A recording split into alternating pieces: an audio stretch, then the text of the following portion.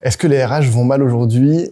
Oui. Moi, ce que je vois au quotidien, c'est un métier RH qui est transformé par des responsabilités qui changent, qui s'empilent, par un monde du travail qui se transforme.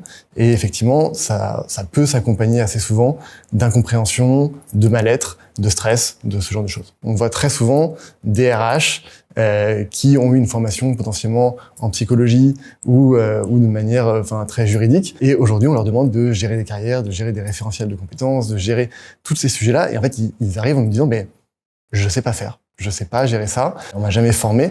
Comment est-ce que je fais pour gérer ces sujets? Et donc, effectivement, aujourd'hui, on se retrouve avec des publics RH qui vont être sous pression parce qu'on leur demande de gérer ces nouvelles fonctions, ces nouvelles missions, sans qu'ils aient ni les outils, ni les compétences pour bien le faire. Pour les 81% de RH qui disent être épuisés, à la fois c'est énorme, à la fois ça me surprend qu'à moitié. Enfin, nous, ce qu'on voit vraiment, c'est effectivement des RH qui ont des postures qui sont assez compliquées à tenir. Une des difficultés, c'est que c'est manier plusieurs casquettes. C'est-à-dire qu'il faut réussir dans la même journée à être un manager avec son équipe RH, avec vraiment une casquette de manager. Il faut réussir à un autre moment à être en coach pour aller tisser des liens avec d'autres managers ou même d'autres salariés potentiellement sur le terrain.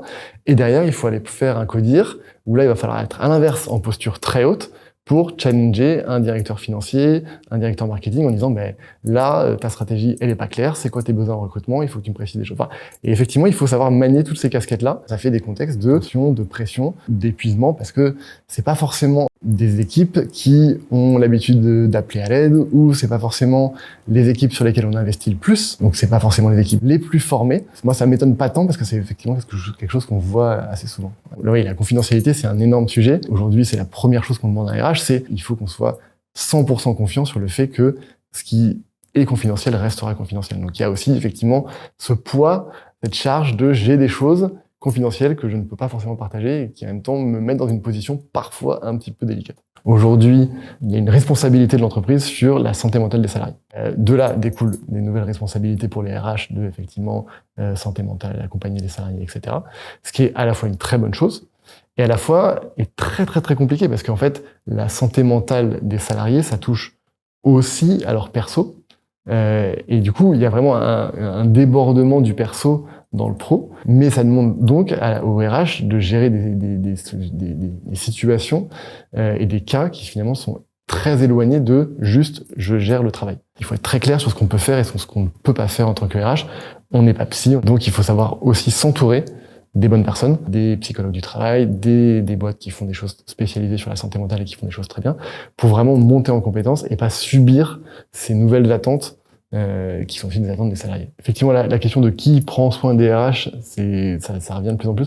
La réponse, je pense que, en fait, quand il y a des équipes RH, c'est déjà plus simple. Il ne faut pas hésiter à faire des ateliers de co-développement, des choses comme ça, au sein d'une équipe RH. Deuxième élément, c'est se faire accompagner à l'externe, c'est-à-dire ça peut être un coach, ça peut être un DRH part-time qui peut aussi arriver et faire des petites missions de soutien aux équipes. Et puis le dernier sujet, c'est le codir. Normalement, dans une organisation qui va bien, le codir c'est sa meilleure équipe, c'est-à-dire que l'endroit où normalement il va pouvoir échanger avec tout le monde de ces sujets-là.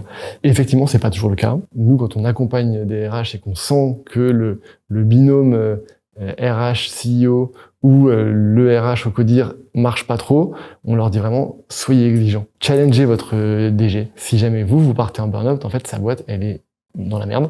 Donc allez challenger votre DG, écoutez-vous, faites-vous confiance. Et puis des fois on leur dit aussi en vrai barrez-vous parce qu'en fait là vous avez une organisation qui est pas prête à ce que vous puissiez faire votre boulot dans des bonnes conditions. Dans ce cas-là, effectivement, allez chercher des boîtes qui avec des directions qui ont compris ces sujets-là, quoi.